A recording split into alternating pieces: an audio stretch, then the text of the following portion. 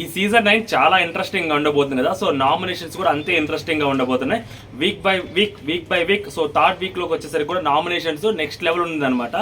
మామూలు కూడా కాదు. నాకు ఇచ్చిన అప్డేట్, నాకు తెలిసిన అప్డేట్ని నేను అర్థం చేసుకోవడానికి నాకు చాలా టైం పట్టింది. నిన్న ప్రోమో చూసిన వాళ్ళకి ఎవరికైనా క్లియర్గా అర్థమై ఉంటుంది ఎంతమంది నామినేట్ అయి ఉంటారనేది. బట్ వాళ్ళలో అసలు చేంజెస్ ఏంటి, అల్టిమేట్గా లాస్ట్ నామినేషన్స్ ఎవరు వచ్చారు, సో డెమోన్ పవన్ ఎవరిని నామినేట్ చేశారు, ఎవరిని సేవ్ చేశారు, అసలు ఏంటి ఆప్షన్ అనేది మాట్లాడుకుందాం. అసలు ఎవరికైనా గొడవలు అయ్యాయా ఏంటి, డిస్కషన్ పాయింట్స్ ఏంటి అనేది మాట్లాడుకుందాం. కొంచెం కన్ఫ్యూజ్గా ఉంటుంది, కొంచెం క్లారిటీగా చెప్పడానికి ట్రై చేస్తాను. లాస్ట్ నామినేట్ అయిన వాళ్ళ లిస్టు లాస్ట్ చెప్తాను. సో ముందు ప్రాసెస్ ఎక్స్ప్లెయిన్ చేస్తానమాట. నిన్న మీరు ప్రోమోలో చూస్తుంటారు. సో ప్రోమోలో చూసిన దాని ప్రకారం మనం కామనర్స్ సెలబ్రిటీస్ అని మాట్లాడుకుందాం. ఇప్పుడు ఎందుకంటే ఓనర్స్ టెనెంట్స్గా మారిపోయారు కాబట్టి కొంచెం మనం కామనర్స్ సెలబ్రిటీసే మాట్లాడుకుందాం కొంచెం సేపు.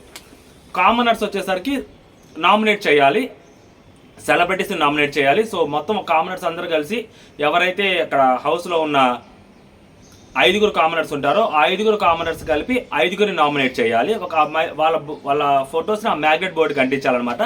దీంట్లో బిగ్ బాస్ పెట్టిన చిన్న ట్విస్ట్ ఏంటంటే, మీకు అక్కడ ప్రోమోలు చూసిన వాళ్ళు క్లియర్గా అర్థమవుతుంది. 4 సెలబ్రిటీస్ని నామినేట్ చేయాలి, కామనర్సే ఒక కామనర్ని నామినేట్ చేయాలి.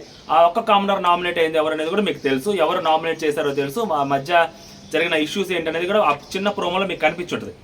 సో ఫస్ట్ అక్కడ పెట్టిన పేరు రితు పేరు పెట్టారు, అండ్ నెక్స్ట్ ఫ్లోరా గారి పేరు, అండ్ సుమన్ శెట్టి గారి పేరు, సంజన గారి పేరు, అండ్ కామనర్స్ అందరూ కలిసి ఇంకొక కామనర్ని సెలెక్ట్ చేయాలి కాబట్టి సో హరీష్ గారి పేరు అక్కడ పెట్టారనమాట. హరీష్ గారి పేరు పెడుతున్నప్పుడు శ్రీజ కొంచెం లైట్గా అమ్మాయికి గెలుక్కోవడం అలవాటు. నేను ఏమంటానంటే, if you have a point you have to tell, అంతే. నీ దగ్గర పాయింట్ ఉన్నప్పుడు నువ్వు చాలా గట్టిగా మాట్లాడు, అగ్రెసివ్గా మాట్లాడు. నువ్వు పాయింట్ ఉన్నా కూడా నువ్వు దాన్ని ఏమంటారు ఇంగ్లీష్లో ఎగ్జాక్ట్ వర్డ్ పోక్ చేయడం. ఎప్పుడైతే నువ్వు ఆ పోక్ చేస్తూ ఉంటావో చూస్తున్న ఆడియన్స్కి నువ్వు ఎవరినైతే పోక్ చేస్తావో అతను మర్డర్ చేసినా, రేపులు చేసినా కూడా అతని మీద సింపతి వచ్చింది. అలాంటిది బిగ్ బాస్ హౌస్, అది ఏముంటుంది చెప్పండి, చిన్న చిన్న తప్పులు. సో అతని మీద సింపతి వచ్చింది. నువ్వు పాయింట్ ఉన్నా కూడా నువ్వు పోక్ చేస్తూ మాట్లాడితే నీ మీద నెగిటివిటీ వచ్చింది. ఆల్రెడీ శ్రీజ అనే అమ్మాయి మీద ఫుల్ ఆన్ నెగిటివిటీ ఉంది. ఆ అమ్మాయికి అర్థం కాలేదనుకుంటా. నేను యాక్చువల్గా నిన్న జరిగిన ఎపిసోడ్, వీకెండ్ ఎపిసోడ్లో అమ్మాయికి ఒక క్లారిటీ వచ్చి ఉంటుందేమో, మనీష్ బాటంలో పెట్టినప్పుడు కూడా ఒక క్లారిటీ వచ్చిందేమో అనుకున్నాం. కానీ స్టిల్ అమ్మాయి బిహేవియర్ అలాగే ఉంది. అమ్మాయికి పోక్ చేయడం అంటే ఇన్స్టాగ్రామ్ నిబ్బిలాగా అమ్మాయి కొన్ని చేష్టలు అలాగే కనిపిస్తావు, అంటే పోక్ చేయటము, ఇట్లా అరవటము. సో అది అంతగా ఎక్కదు జనాలకి, అది మనం ఏం చేయలేం బేసిక్గా. నాకు ఇక్కడ కనిపించింది ఏంటంటే, ఈ 6 పేర్లు వాళ్ళు పెట్టిన 4 పేర్లలో బర్నీ గారి పేరు పెట్టలేదండి అసలు. మొన్న లాస్ట్ వీక్ బర్నీ గారిని వన్ సైడ్ నామినేట్ చేశారు. ఫస్ట్ వీక్ అందరు కలిసి తనూజా మీద పడ్డారు, ఒక్క నామినేషన్లో 5 పడ్డారు. నెక్స్ట్ వీక్ 6 సార్లు నామినేట్ చేశారు బర్నీ గారిని. సో ఇమాన్యుయల్ మీదకి వస్తారేమో అనుకున్నాను ఈ థర్డ్ వీక్. సో ఇమాన్యుయల్ వాళ్ళతో కొంచెం అందరితో క్లోజ్ ఉన్నాడు కాబట్టి ఇమాన్యుయల్ జోలికి ఎవరు రావట్లేదు. అండ్ బర్నీ గారిని, తనూజా గారిని కంప్లీట్ లైట్ తీసుకున్నారు వాళ్ళు. అసలు వీళ్ళ జోలికి పోకపోవటమే బెటర్, ఎందుకు అనవసరంగా వీళ్ళ జోలికి పోవడం. నార్మల్గా అయితే సో బర్నీ గారిని పెట్టాలి అక్కడ, ఎందుకంటే ఆయన వాళ్ళ ఓనర్స్ మా సైడ్ ఉండి వాళ్ళ సైడ్ గేమ్ ఆడాడు అన్న రీజన్ తోటి పెడతారేమో అని అనుకున్నాను. కానీ సో నిన్న స్విమ్మింగ్ పూల్ దగ్గర టాస్క్ పెట్టినప్పుడు కూడా సో ఆయన డైరెక్ట్గా మనీష్ని టార్గెట్ చేశాడు. అండ్ నెక్స్ట్ ఫస్ట్లో డెమోని, తర్వాత మనీష్ని టార్గెట్ చేశాడు. ఇమాన్యుయల్ టార్గెట్ కూడా చేయలేదు కదా.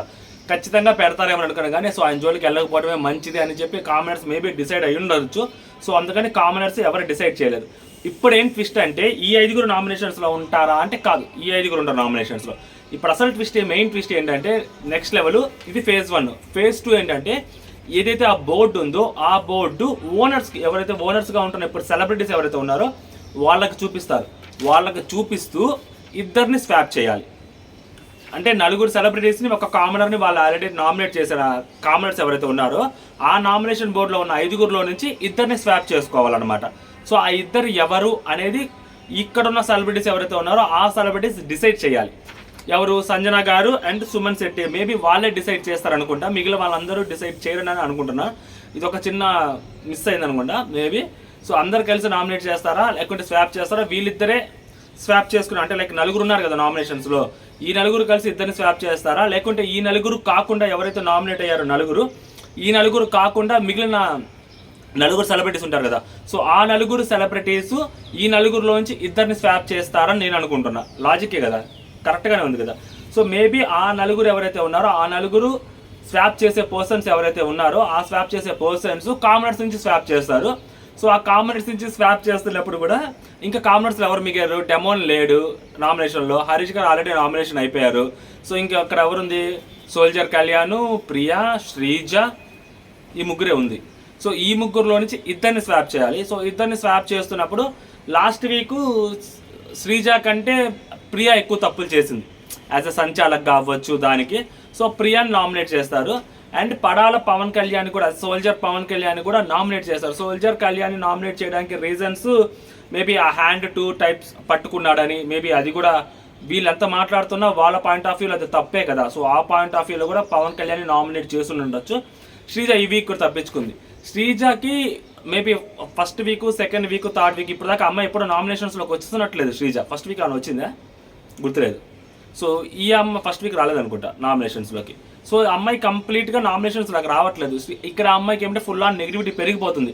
సో కనీసం అమ్మాయి స్ట్రెంత్ పెంచుకోవాలనుకున్నా కూడా అమ్మాయి నామినేషన్స్లో రాకపోవడం అనేది కూడా అమ్మాయికి బిగ్గెస్ట్ డిసడ్వాంటేజ్ అని నా ఫీలింగ్. ఓకేనా? శ్రీజ నామినేషన్స్లోకి వస్తే మేబీ ఎంతో కొంత ఆ అమ్మాయికి ఓట్లు వేసి, వాళ్ళ అమ్మాయి తప్పు చేసినా కానీ పర్లేదు, ఆ అమ్మాయికి తప్పు చేసినా మేము ఓట్లు వేస్తాం, అమ్మాయి నెగిటివ్ అయినా పర్లేదు మేము ఓట్లు వేస్తాం, చిన్న చిన్నవి మేము పట్టించుకోం అని చెప్పడానికైనా కానీ అమ్మాయి నామినేషన్స్లోకి రావట్లేదు. అది అమ్మాయికి బిగ్గెస్ట్ అడ్వాంటేజ్ అని నా ఫీలింగ్. అండ్ ఎవరైతే నామినేషన్స్లోకి వస్తారో కామనర్స్, వాళ్ళకి చాలా బిగ్గెస్ట్ అడ్వాంటేజ్ అది. హరీష్ గారు ఉన్నారు, లాస్ట్ వీక్ వచ్చారు, ఎంత ఫాస్ట్గా సేవ్ అయిపోయాయన. ఆయన సేవ్ అయ్యేసరికి అసలు ఎవరికైతే శ్రీజకి యాక్చువల్లీ మైండ్ బ్లాక్ అయి ఉండాలి. అయినా శ్రీజ మళ్ళీ హరీష్ గారు నామినేట్ చేయడం అనేది శ్రీజకి అంత తెలివి లేదా అనేది నాకు డౌట్. ఎందుకంటే హరీష్ గారు నిన్న on the spot nominate just save అయిపోయారు. ఎవరు? హరీష్ గారు అండ్ బర్నీ గారు at the same time save అయిపోయారు. ఇంకా ప్రియా అప్పటికి సేవ్ కాలేదు. ఇంకా లాస్ట్ ఇంకా మనోడు కామరరు మనీష్ వెళ్ళిపోయారు కదా, సో అతను ఇంకా ఉన్నాడు. అయినా కానీ ముందే సేవ్ అయిపోయారు. దాని తర్వాత సుమన్ శెట్టి గారు సేవ్ అయ్యారు. సో మరి అంతకంటే ముందే, అందరికంటే ముందే సేవ్ చేశారు, ఈక్వల్ టు బర్నీ గారితో సేవ్ చేశారు అన్నప్పుడు అర్థం చేసుకోవాలి కదా. ఆయనకు మళ్ళీ ఊరుకూరిని ఆయన నామినేషన్స్లోకి తీసుకెళ్తే సో ఆయనకు ఆబ్వియస్లీ కామనర్స్లో ఆయనకి బలం పెరుగుతూ ఉంటుంది. యాజ్ ఆఫ్ నో మాస్క్ మ్యాన్కి కొంచెంగా బలం పెరుగుతూ ఉంది.